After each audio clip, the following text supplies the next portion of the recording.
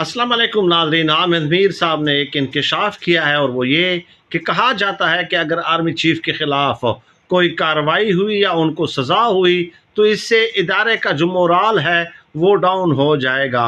आमिर मीर का कहना ये था कि एक उमूमी परसेप्शन है उस इदारे में कि अगर जनरल बाजवा साहब के ख़िलाफ़, साबिक़ आर्मी चीफ के ख़िलाफ़ कोई कार्रवाई हो जाती है तो इससे इदारे का मोराल डाउन हो जाएगा। ये है एक इंकशाफ जो आमिर मीर साहब ने किया है। और फिर आमिर मीर साहब ने सवाल उठाया है कि क्या पाकिस्तान में दो कानून हैं, क्या कानून सबके लिए यकसा नहीं होना चाहिए। अब आमिर मीर के इस इंकशाफ के साथ और तज्ज़िये के साथ बहुत सारे लोग मुत्तफ़िक हैं, क्योंकि देखिए किसी वज़ीर आज़म को आप कॉलर से पकड़ कर जेल के अंदर डाल देते हैं तो क्या सियासी जमातों का मोराल डाउन नहीं होता?